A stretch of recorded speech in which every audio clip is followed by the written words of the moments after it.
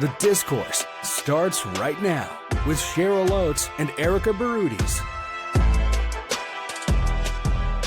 Welcome back to The Discourse. We'll get into some of the hot items on the national stage following this week's First Minister's meeting and some hiccups that the new Liberal government may be facing after a vote in the House. But first, we want to dig a little bit deeper into the AHS scandal. Last week, we mentioned that the initial third-party report would be scheduled to be released on May 30th, but instead, the Deputy Minister, Christopher McPherson, who is overseeing the investigation into procurement and contracting processes used by the GOA, or Government of Alberta, and Alberta Health Services, AHS, issued a statement extending the term of the investigation, citing that since the investigation was initiated, and I quote, a significant number of individuals have been identified for interviews by Judge Wyatt. Given the volume of documents and interview requests in consultation with and by the mutual agreement of the judge and Deputy Minister of Service, Alberta and Red Tape, I have extended the term of the investigation. So now, not getting it May 30th, with a report being scheduled for release June, we are going to see an interim report in September 24th, with a final report and recommendations delivered by October 15th. So, I can hear you giggling. I love this. With all of these moving parts, and as we mentioned last week, Premier Smith's former chief of staff making some headlines by filing his own lawsuit, who better to bring onto the show than the woman who has been on this story for over a year? I'm so excited that Carrie Tait is joining us. Carrie Tait is the reporter at the Globe and Mail who broke the story and has dug into it over and over and over again over the last months. Just while we wait for Carrie, I did want to say, I think we all saw this delay coming. This is why the government prefers its own investigation over, say, a public inquiry where, the timeline would not be in their control. Witnesses could be compelled. People would have to turn over documents. They would get to choose who reports information and the scope of their work. But as we expected, the government will interfere in its own investigation. Is that how you really feel, Cheryl? That's how I really feel. Were you surprised? Like May 30th? No. So they entered it May 30th. I wish that it would have just come out the week before. Like, why wait till May 30th? But so you are in the camp of conspiracy. There's lots that they're hiding and they're delaying. It's not a conspiracy. No, it's not a conspiracy. It was just so obvious they were not going to release something May 30th. Why would they want to detract from Danielle Smith at the First Minister's meeting? Why would they want anything? Why would they want this to be front and center? I think there's probably a lot of unhelpful information in that report. And so do you think that they do have some initial stuff? It's not necessarily about the copious amounts of information they need to sort through. I envision, I was watching Veep, where they then dump everything and they have 1,000 boxes coming out being go through it, that's what happened. And they're like, oh fuck, we got to delay this. That's exactly I think that could be part of it. I don't doubt that they have a lot of information to go through, and a lot more has come to light since the investigation started. I think that's probably true. But why not offer some kind of an update? Here's what's going on so far. Here's the progress that we've made. Here's what we're still working on. At this stage, it just feels like kicking it down the road. So I didn't read the whole statement. I know we both did, but for our listeners, they do say there's lots more information. Maybe stones were turned over more than they had originally anticipated. To your point of calling, it's not just about procurement. I believe there's bigger stories. Maybe that's what they're investigating and why they need it. We both agreed, Chris McPherson's a pretty great guy. And I'm glad he's overseeing this, in the sense that I don't think he'd kick it down the line if he didn't have to, or feel. I don't even think it's his choice, though. I know that he's overseeing it, but truthfully, this is the government's investigation, and the government is going to say, we're ready to release a report or we're not. And Chris is the guy who has to put his name on it, who has to take the feedback or the pushback from any public decision that they make. I remember I was the person whose name was on everything that no one wanted their name on. Sometimes it's not your decision, but you have to put your name on it anyway. And that's how I read that statement, is maybe this is just standard, and they've had way too much. They got more than they anticipated, But it feels like just kicking it down the line because there's nothing good to come of it. Yeah, it's an interesting tactic. And I know we'll talk to Carrie about kind of the journalistic side. I think you're the same. There's two ways that you can manage issues, and issues to anyone, it's not necessarily a negative thing. It's just something you got to deal with, whether you're in the right or the wrong. I am a dump it, rip the bandage off, deal with it. Now, this government has very much taken the let it simmer approach, where it's like boiling, and they just are tempering it down. They've been successful. I would never do that because I'm just like, there's so many unknowns, and like you said, delaying the inevitable potentially, and the perception that comes along with it. I am like, rip that fucking Band-Aid off and let's go. So, but it's working for them regardless. But to this point, like kind of. I mean, I also like the like say it all, say it fast, make it true approach to crisis communications. And you don't call it just fucking dump it. Sorry, Dad. I don't normally, but yeah. Let's go. I'll add that to the list.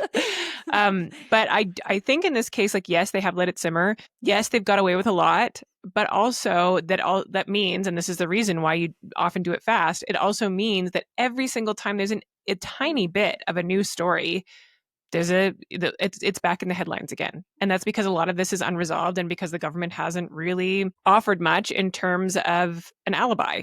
So I mean, granted, this is a tough one. This was going to simmer no matter what the government did.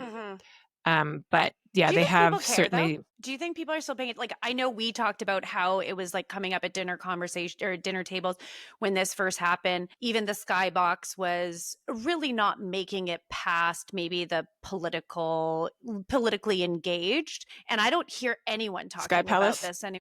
Oh, did I say Sky Palace? Are you talking about the? Oh, you're talking about the Oilers tickets? Okay. Sky Palace was my time with Redford. Come, don't make. There's just so many Sky scandals. I can't keep track. Another alliteration for our listeners. Yeah. But the Skybox was. We took it. We were like, oh my gosh, and starting to talk about it. But the general public, and so I wonder if did anyone really report that May 30th didn't happen? We were all like marking it in our calendars, but does the average person care? No, definitely not. Yeah. And so I'm interested on like the journalistic approach to this, because like, have you just lost the people caring?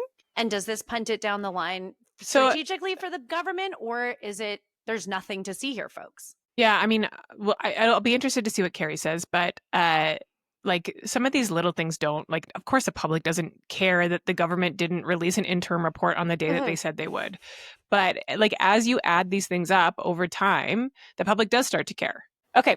We are so pleased to welcome our guest to our show now, Carrie Tait from the Globe and Mail. And I've been following Alberta politics for a long time, and more closely this last year, because there has been absolutely no shortage of drama, especially when it comes to what the public or others have dubbed corrupt care or the AHS scandal. Carrie Tait is the reporter that originally broke this story and will not let it go. Thank goodness for you, Carrie. Has been covering follow-up stories over the last weeks and months, covering new details and new information as it comes out the door.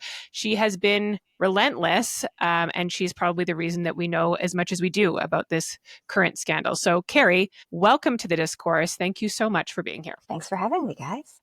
Maybe just start us off, like, how did this story land on your desk? How did you come across this? This isn't a story that just sort of started one day. Like, it didn't begin February 5th, the day we wrote that first story. Its origins really do stretch back to the Tylenol deal that the UCP government struck in December 2022. And then my colleague Alana Smith, following that, had done stories of some of the problems with the actual medicine. And then last summer, I wrote stories about members in the Premier's office, Premier and cabinet ministers attending hockey games with the owner of MH Care and or associates of the owner of MH Care. And that kind of died out. And then I would just keep reporting. And then, of course, we had the former AHS CEO was fired, but there was nothing in the wake of that. She wrote a letter that we all know now became the basis for her lawsuit. And in February, I got a hold of the letter, and that sort of kicked off this most recent wave. But to me, the story doesn't begin with that letter. It begins like years prior. It's so interesting because it's like, I mean, I was really worked up about what we called Tylenol Gate, and Erica was like rolling her eyes at me like, come on, Cheryl. And like, maybe the public didn't, care about it as much as I did. Maybe people didn't understand the implications.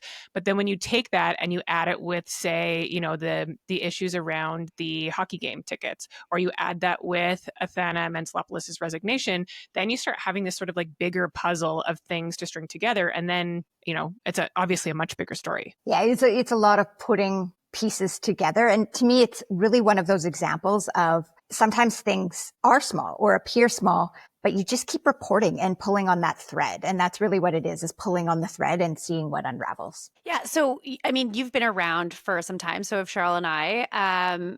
So why is this story different from maybe other stories that you've covered or some of the investigative journalism that you've done? This one does have a lot of players, for one. It covers a lot of ground, and it's been difficult to get to sort of pull on that thread. And that sort of, sometimes things will just come out.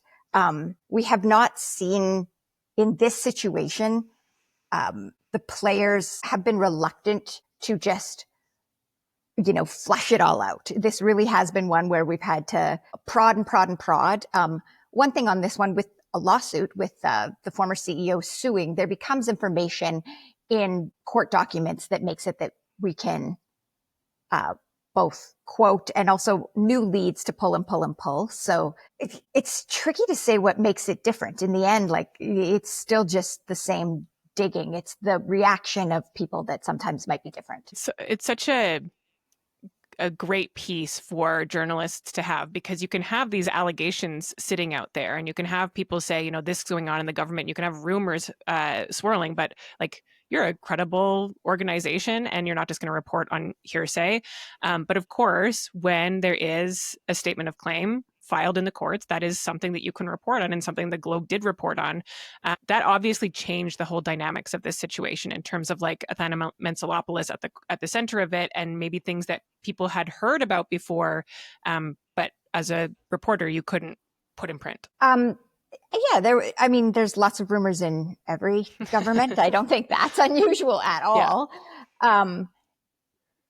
And once there is a statement of claim, it does seem as though I don't want to say that like our report, like we feel safer because there's a statement of claim. Mm-hmm. Like I wouldn't think that at all. I think that there's, gives us a roadmap where we can sort of look for more information or things that we're poking on, things we didn't know or things we misunderstood.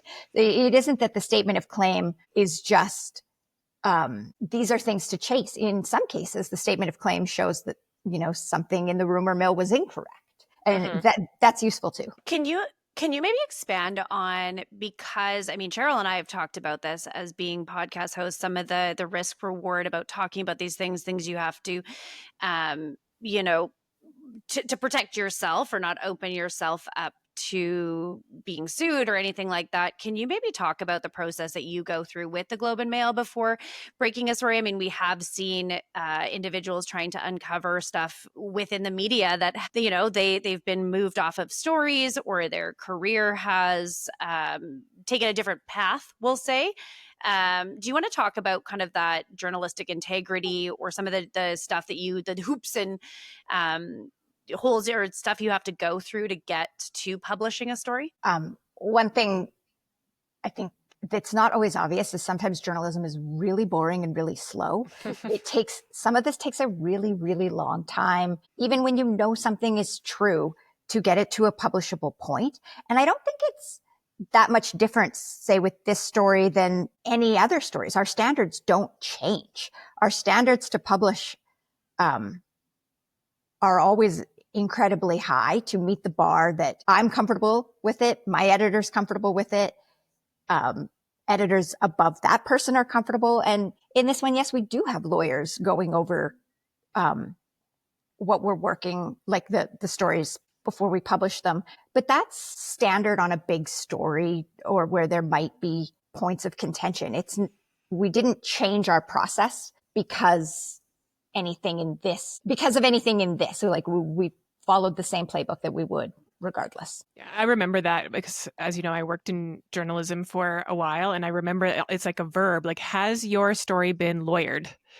And when the stakes are high and when you're talking about controversial, when you know that the other party might not look favorably on what you're doing, like, that's an important piece of it. And like you said, Carrie, it's not specific to any topic or story, and it's not specific to any outlet. It happens across the industry.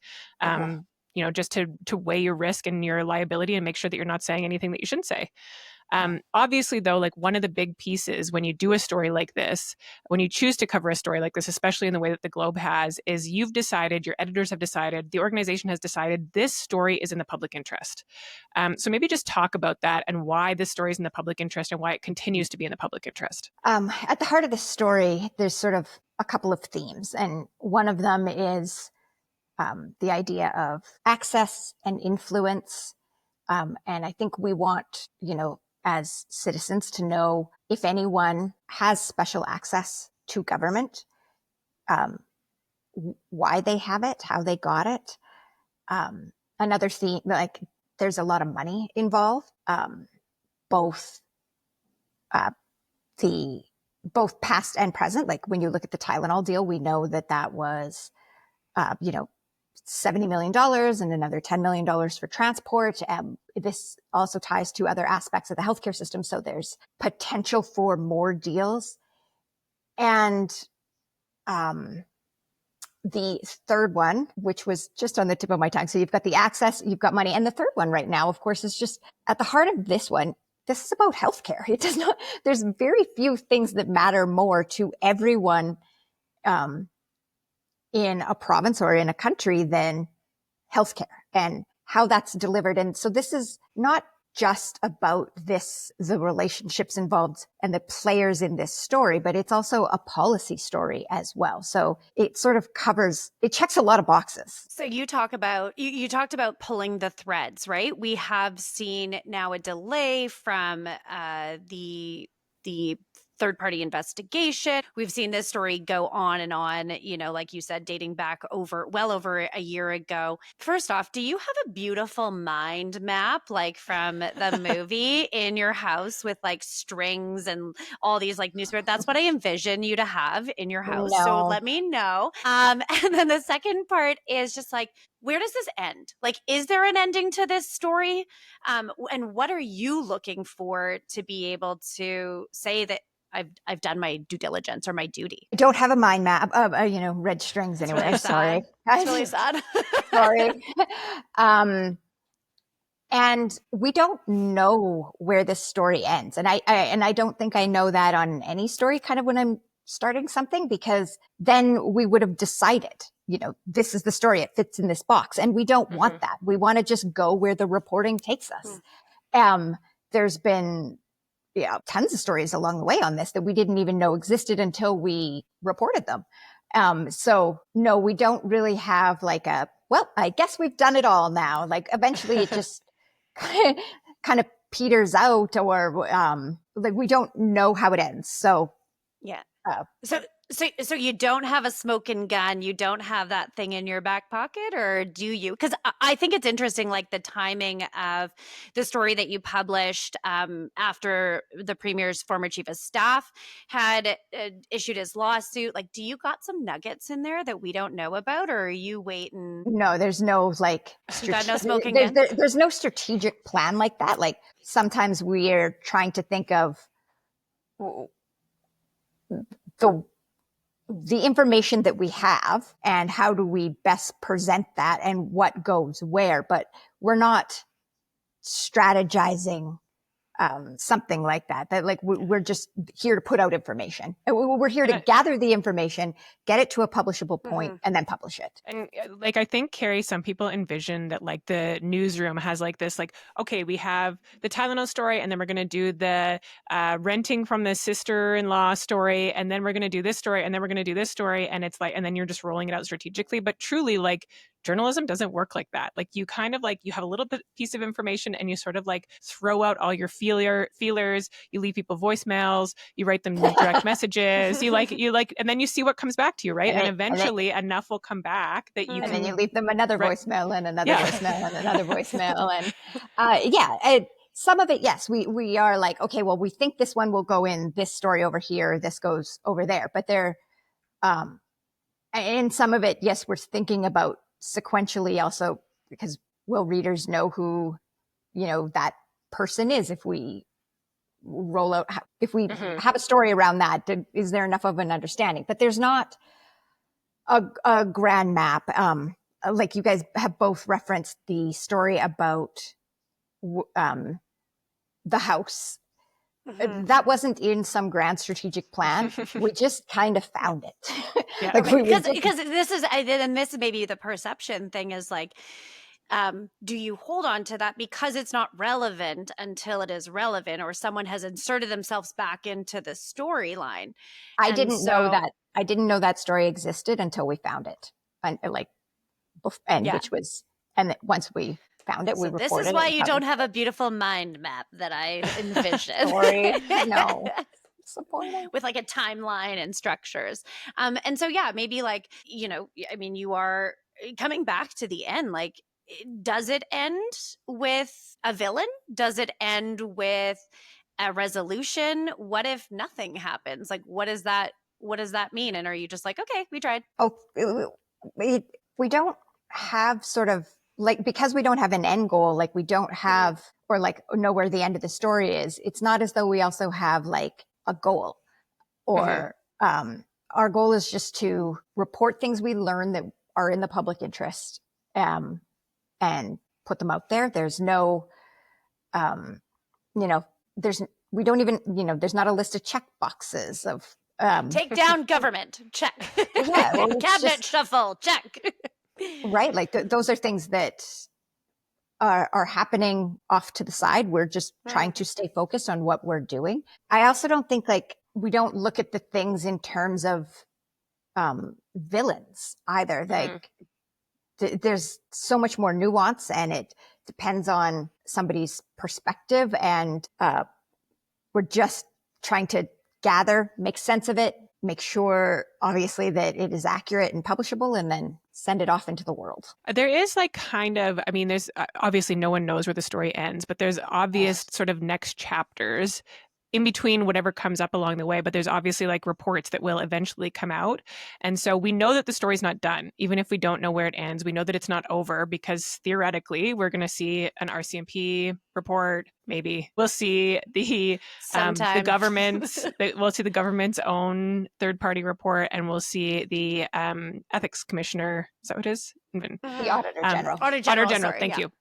The Auditor General investigation. So eventually there will be some next steps in the story, but if that's the end or if that's like the beginning of the next chapter, unclear. Yeah, there are major milestones. If anything happens in the lawsuit, like those are major milestones, because in those you have lawyers making arguments, you've got things you can quote, there might be new information, new documents. Which lawsuit, the $12 million one or the 1.7? I joked about it last week. I was like, I don't understand how the fuck you come up with 12 million, but you don't have to comment on that if you don't want to. I meant the 1.7. Okay, just checking. But the Auditor General, of course, is a major milestone. We'll see what information we see there, and whether or not, of course, anything happens with the RCMP. And along the way, we're still reporting, and I'm sure others are still reporting. So yes, there are major milestones, and then sometimes those milestones produce new ideas or new leads. Maybe they don't. And then in between, we have people like Pete Guthrie that are going to throw their own bombs. Yeah. And we have a separatist movement and a Take Back Alberta base who knows how they currently feel or how they'll react to all of this. I'm sure, Carrie, and of course I'm not asking you to reveal any sources, but it feels like the web of this story is so wide that, like, I know I've gotten text messages from like across the spectrum on this story. You must be inundated with people who feel like they have something to offer you. Yes. And one of the things I find like both interesting and a little bit heartbreaking is some of the messages that we get are from people who are just struggling to navigate the healthcare system in general, and then they don't fit with what we're doing. And we get, some of messages like that occasionally. Those were the ones that are like, oh, bless you, a little bit. I muted myself so no one heard, but thank you. Nobody noticed at all. Except you drawing attention to it. No, I'm kidding. It was the cutest keep little going. sneeze. Couldn't hear a thing. But yeah, there's there are people who are reaching out, and some of that information is very good, and some of it we might already know, or some of it fills in gaps, and some of it is just nonsense. Rumors, innuendo, and nonsense that doesn't go anywhere. So when you mean that, because like I don't think that as this story or as this investigation occurs, that it's directly impacting access to care for individuals. Like it's not taking away resources. No. Okay, I just wanted to be clear that like, are you getting messages about that? Like, do people think that this bleeds over into that? Cheryl and I talked about that when it kind of first came out. Like the reform's still going forward. There's still, it's not shutting down hospitals because of this investigation. Right. I mean, people just having those normal, regular frustrations with the healthcare system that, at one point in, everybody goes through. Carrie, do you think regular Albertans right now get it? Like, do you think they understand this story and the implications of it? Yeah, I think so. I think they are. And we see that there's a hunger for this story when we see that in like our traffic numbers. Okay. So we were talking about that, and like, are they following it, and do they care? So, I'm not trying to say that, you're in the business of having the news be relevant and have people pay attention. But like, because of how long and drawn out this is, do you think it's like losing momentum? And again, like that you're just grasping at straws now? And what does that mean for how you weigh publishing a story? No, I don't think we're grasping at straws. Thank you very much. Question. What a question. You said you were like pulling at yarn. Pulling at yarn. Like pulling at yarn, there's your example. But like, do people care? Like, how do you, as a journalist, we can see that in the traffic numbers. The demand is really, really high. And we don't necessarily write stories where there's demand, or we would always be, however many years ago you could write anything about the iPhone and it would go through the roof. And so we don't necessarily we don't choose stories based on that. But when you ask if people still care, I'm confident that they do. That's really interesting. Carrie, as you've sort of like, I know you said you don't have like a mind map on your wall. You're not like stringing thread around push pins, but there has to be like, she's got a weekend project now. There has to be like some questions sitting out there for you that are unanswered, that like so far, maybe the statement of claim opened up. Yeah. What are Cheryl, the biggest? Do you have one? I have a big one that I like push on this podcast all the time, but what are your big questions hanging out there that for the public are unanswered at this point? I can't address that to your satisfaction here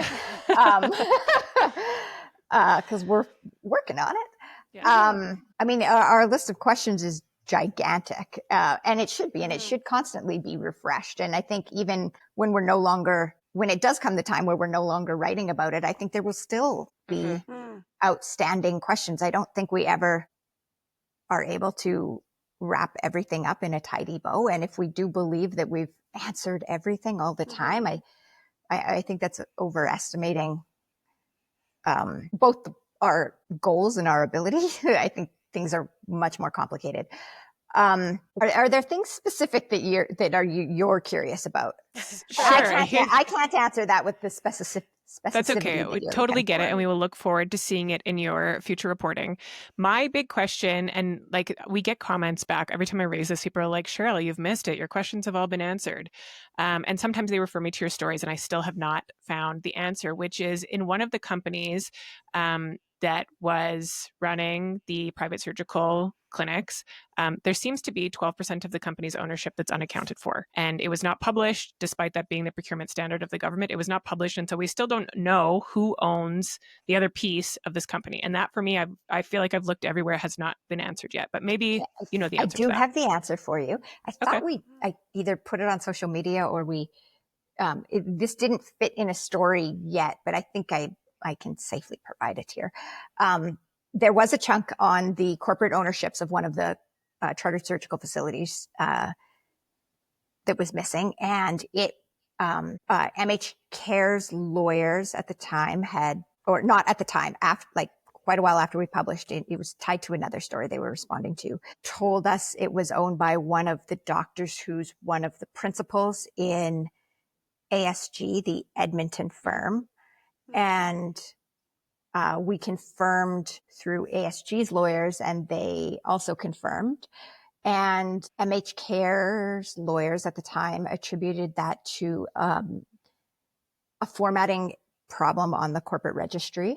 I'd reached out to the red tape reduction department, which runs the corporate registry in Alberta, and to confirm, was there a glitch, a formatting problem, and they wouldn't comment, citing the matter before the courts. So from the lawyer who represents the principals of ASG and from MH Care's lawyers, we've been told it's the one the other doctor in the core group of ASG doctors. Does that? So I can't make Yes. Cheryl a shirt that says who has the 12% for Stampede is what you're telling me, because that sounds like a frickin' novel. It's like a story on the back of the t-shirt of how you get to the 12%. But that's a really important answer. Thanks, Carrie. Yeah, it's a really important answer. I did ask at the time, like before we published, particularly the first story that didn't have the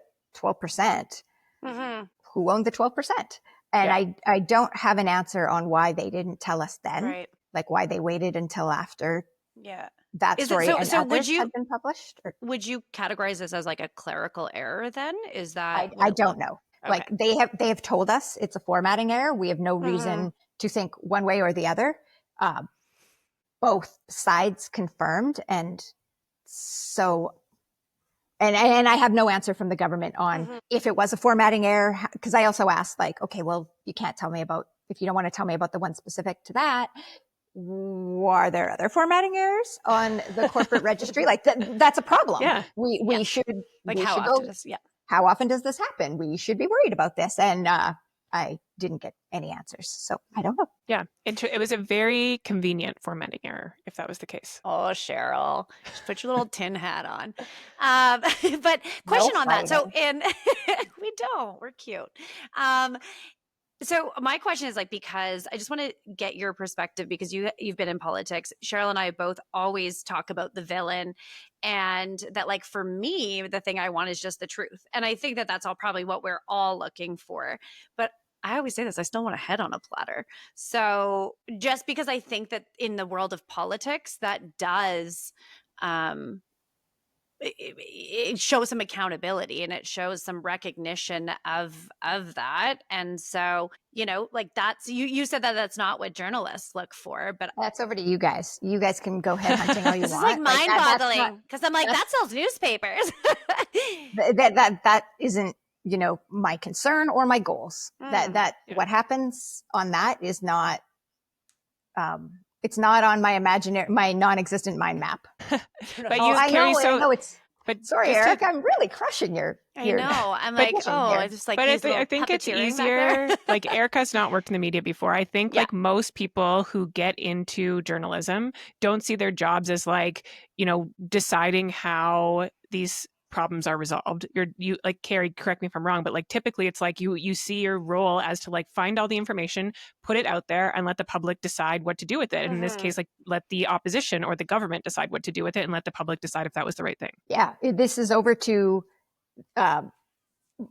government players, government party members, opposition. Like everyone else can just take what we've, us and others have dug up and sort it out yourselves.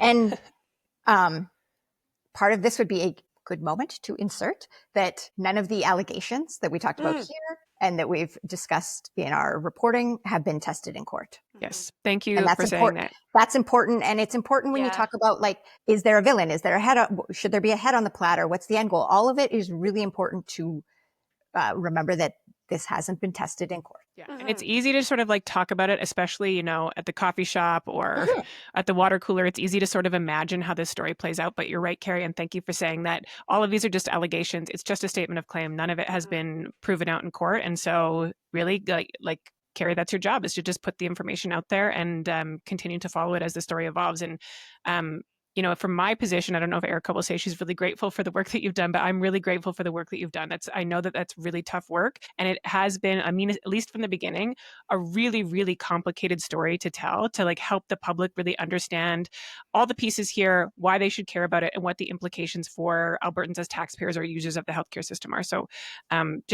at least on my behalf, thank you for all the hard work that you've done on this. I appreciate journalism, and I appreciate never worked in it. But again, I think it's at the end of the day, everyone's looking for the truth. So if that's where we get through this, I'm looking for accountability. Do I think that a lot of this ends up overshadowing some other narratives or good work the government is doing? Absolutely. But I'm not losing sleep over any of this. I'm not dealing with the issues like I was once upon a time in government. So yeah, I'll thank you, Carrie, for this. She obviously means it. Oh, yeah. The bottom of her heart. She'll force me. But I do think it's challenging. You've got relationships. There is risk in you publishing this and getting access to individuals, I would assume, or, relationships are burning those through some of this, I would assume. Like, there is a risk reward you got to balance for what you believe or what you're finding to be the truth. I guess then there probably always is a risk reward, but yeah. Oh, and I didn't mean just to this story. I'm just saying, as a journalist, like, you work really hard at getting these relationships, and it is probably challenging when it is a story of this size. Like you said, you got to chase people down to get stuff and approach them. Kudos to you. Like we said in the other one, I was surprised that there was some political staffers in the House story that came out and were commented. So good for you on getting that and some of those quotes and reaching out as much as you do. It would be tough. It's like in politics, you're trying not to burn bridges with either side or anyone that you know, or even me with journalists, right? And Cheryl too. So it's a dance, I guess, is what I'm trying to say with how you also navigate relationships. It is. One thing I think, where you mentioned like the people commenting, I think one thing that non-journalists might not always realize is people often talk more than you think that they will. And that's partly why we leave. On the record or off the record? That's partly why we leave, those 32 voicemails. And make it is our legal and ethical obligation to make sure people have a real chance to comment. Like, we don't just gather the information and then publish it. And I'm grateful to like everyone who talks to us on or off the record, because I know that they're often sticking their necks out too. Mm-hmm. Well, that's what I mean. There's like risk in all of this on both sides. And I just wanted to get your perspective of how you measure that or how you go through your process as well. Because, I think people that maybe don't interact with the political side or the journalistic side think it's just like you're getting these things every day and just writing about it, where there's a lot of work on all sides to navigate this. Yeah. Carrie, I was just going to say, before we let you go, because we know you have lots of important work to do, before we let you go, is there anything you would just want to leave Albertans with about why they should continue to care about this story as it continues to evolve in Alberta? I don't want to tell people what to think. If they don't care, either the story has found an end or I'm not doing my job. So I hope they care, but instructing them to care, I don't think is going to, toddlers don't respond that way. And I don't think telling someone this is good for you, take your medicine, is that helpful. Okay, awesome. Well, thank you for joining us. We'll let you go make leave some voicemails and keeping us informed as this story rolls out. But thank you for making the time for us today. Thanks for having me. Well, we wanted Carrie to unpack the behind the curtains of journalism. And I definitely think she hit that mark because we show people behind the curtain of politics. And I learned a lot. And you finally got your answer on the 12%. Do you Although, feel good? yes, I did get my answer on the 12%, and that was very helpful. That is a big piece that I've been wondering for a long time, as you know, partly because of Carrie's first stories on who owns these companies. But I do think it is kind of odd that the government just happened to not publish this, and that when outlets covered the fact that 12% was unreported, the government did nothing to fix it. And we're all just going to say, oh, it was a very inconvenient or convenient clerical error. Not to say there's any wrongdoing, but it is a bit strange. Okay, well, you're not sure it's going to be like clerical error, question mark?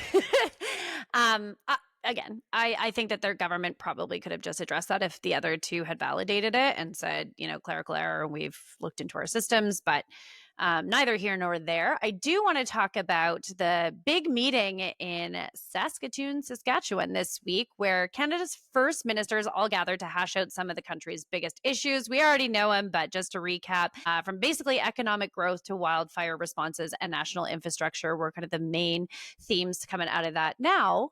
And as we've talked about on the podcast, sometimes these meetings can get a little tense. People go rogue and go and run their own narrative, but it actually seemed very kumbaya, and that people were not only happy to have the discussions and have the prime minister at the table, which didn't happen much under Trudeau, but also seemed like pretty unanimously happy with the dialogue. I think that some of this tone change happens really gradually, so it's tough to on one day really look at how dramatically this tone has shifted over the last year.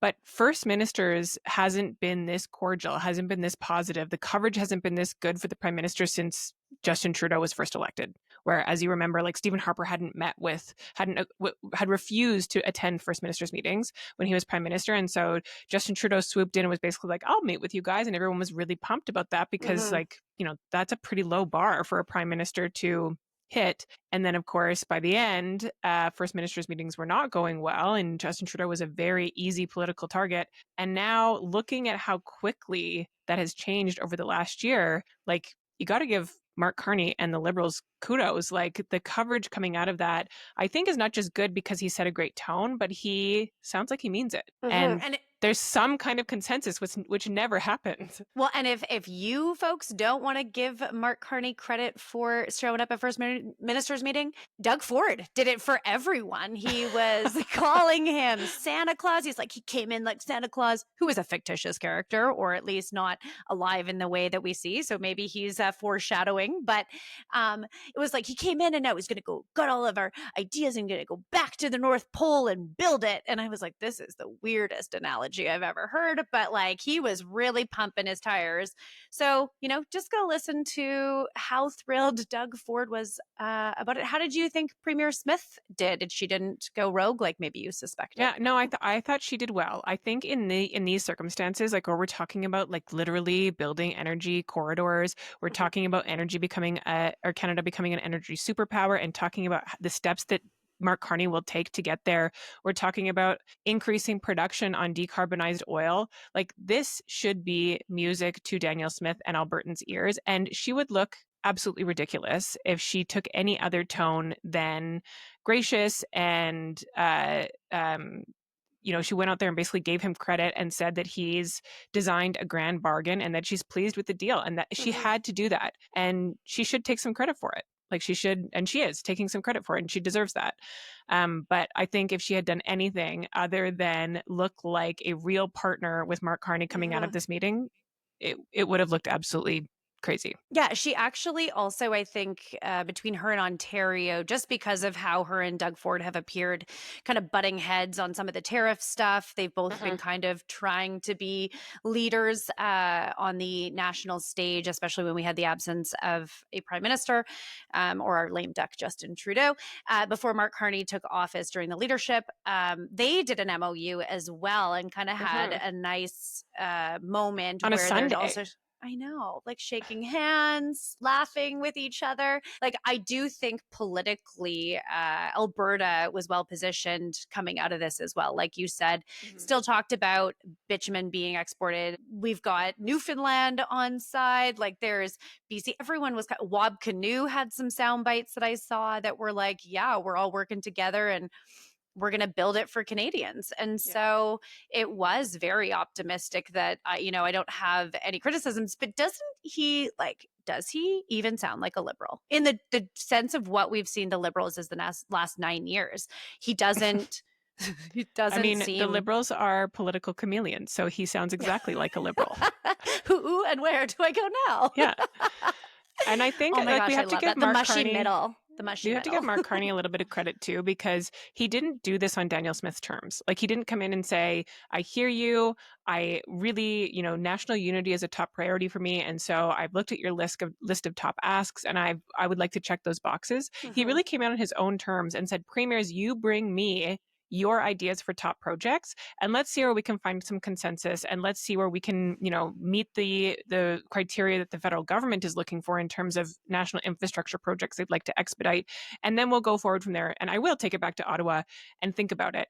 And where he's talking about, if we're talking about a pipeline project, he's talking about getting those permits in place within 2 years. And so the conversation Danielle Smith has wanted to have around C69 almost becomes irrelevant. Like, she called this a workaround to C69. I have to give Mark Carney credit for doing what Danielle Smith is asking, but doing it on Mark Carney's terms. Yeah, absolutely. And I mean, for our listeners, typically they say that those project permitting takes about 5 years. So cutting it more than in half. We're also talking, and I think one of the things that we saw from Alberta, Saskatchewan, Manitoba, they were all asking for infrastructure dollars for basically everything from railway to pipelines, and to get that port access, obviously, in Manitoba is a win for all three of those provinces. But this is now where it's like, as federalism works, provinces find your solutions, present a business case almost, and that's how kind of the federal funds would come to the table. So you're right. I think that it was a strategic political play for Carney. Now it's, how does Danielle Smith, like, I think if she can get this across the line and see basically like start a pipeline being built, I mean, it doesn't look good for the NDP in Alberta. That worked great for us. Yeah, but ideologically you hate that. We love it. So no, we did not hate it. Rachel spent a good portion of her time as premier campaigning for the TMX expansion, and yet, that has not stuck as the lasting impression of what people think of it for our government. But I do think though, she's in a critical time. Like, if she can do this with Carney, this is her pivot. Yeah. This is her pivot. Like, she has been entirely anti-Ottawa, anti-everyone who's come close to stepping on her toes, fighting fiercely for Alberta's jurisdiction at all costs and for whatever political point she can pick up. We're 2 years in. We just passed the 2-year anniversary of the election. This is her opportunity to pivot. And like, in these last few days, I think I can see the beginnings of that, where she's, being the diplomat inside Canada, not just in the United States, like giving credit to other politicians where they deserve it, making friends where she previously had maybe not enemies, but people that she disagreed with on a national stage. This is her opportunity to move into like a far more reasonable, get things done kind of premier than she has been for the last 2 years. Yeah, and it's definitely, I mean, for the runway to the next election, very advantageous for her. So we haven't seen in all of the combating and maybe negativity towards Ottawa hasn't played bad for her, but I do think that this is a strong pivot in the right direction, because if you're getting what you want ultimately, and that is access to tidewater, what is the point of screaming and shouting anymore? So we'll see how that navigates, and if that quiets also some of this separatist movement that we've covered in other podcasts. But Carney's having a good week on the national stage. Do you think that that's the case, given some of the recent happenings in the House? I know you're like gleefully watching this, being like, they lost a vote. I'm so excited. Why don't you Googled just say what happened? Okay, great. So yeah, like basically on earlier this week, the opposition as a whole, led by the Conservatives, brought forward an amendment to the speech from the throne, basically forcing the Liberals to commit to a spring economic update or budget before the summer recess. Now, that's not typical, is the first thing. Like, it is a minority government. It does make it harder. This shows that they've really got to be working with all of their opposition to get anything to pass. But that it was voted, it was tight, 166 to 164. And it is sending a strong message that like Canadians want that transparency. We haven't seen many opportunities, if any, in my time where we've seen the NDP and the Conservatives vote the same way. So it's interesting also because, you know, in the inside baseball of like, there was 4 people that didn't show up to this. I'm like, that whip is like in trouble of getting those people into the House. Or what's the story there? So this is wildly inconsequential, this motion. I love this. Not, this is like, I know you love it, but like most people are never going to hear about it. Most people are never going to care. It's non-binding advice to the government. And when I looked at this as it came out, I was thinking to myself, like, if you are a minority government where you are like really whipping your votes, where you're calling in your political capital, where you're calling in favors, you choose your moments. And a non-binding advice to government from the opposition, like, I'm not sure that's my moment. I would rather whip people around a confidence motion that actually has consequences in the House. And I expect this will not be the last time that this happened. This is a great tool for the opposition to use. They'll likely do it again. It means absolutely nothing. For my party, it shows that there's actually like the Conservatives have been screaming and shouting like, give us a budget, give us a budget.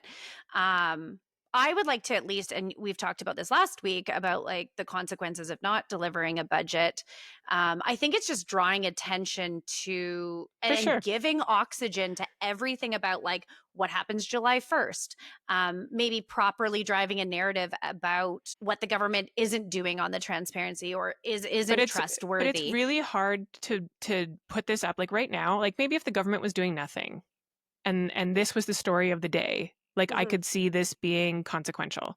But we're talking about Mark Carney like going out and having a meeting with all premiers, which is probably the best meeting at least in a decade of all the premiers. And we're talking about getting things done, which even a decade ago, I don't think premiers were talking about. We have him like coming out saying he's going to open up interprovincial trade by July 1st. He's going to make a tax cut by July 1st. Like it's hard to criticize that by saying like you lost a motion in the House or that you didn't put a budget in. It's not completely abnormal. Like when we won government in Alberta in 2015, in May of 2015, we did not introduce a spring budget. We introduced a fall budget because you need to take some time to sort of settle in and decide what you're doing. And I don't think it's going to make them give a budget, right? Like you said, it's recommendations. I hope that it, unlike the coalition that we saw with the NDP and the Liberals before, that there's a real clear look that we have a minority and we are going to have to maybe be collaborating with the left and the right to get stuff through. So, sure. And if you know, it's more like I'm nerding out. Like, do I think it's going to take away from his great week or Carney's, the way it's going to be projected? No, I don't think so. But it is, as a political nerd, it rarely happens. And to me, it shows that we've got opposition that's going to stand up to and keep government accountable. Yeah, I just think it's an easy thing to vote on. Like it was easy. Like, do you think the government should have a budget? Easy to vote against the government. Like when it really comes down to consequential pieces like the throne speech or the budget when it does come, it's going to look much different. The vote is going to look much different. Well, way to take the wind out of my sails. I still think it's cool that this happened. Maybe it was also just because like I'm teaching all of this stuff of like loss of confidence and minority governments and stuff like that. So maybe I'm just, you know, a little bit more excited about our democratic system and our parliamentary democracy. But anyways, that is our show. Covered again lots this week. Episodes drop every Thursday at 5 a.m. And don't forget to like and subscribe across social media platforms on YouTube and wherever you get your podcasts. The Discourse is hosted by Cheryl Oates and Erica Barudis. Follow on Instagram at The Discourse Pod. Subscribe to The Discourse on YouTube and wherever you get your podcasts.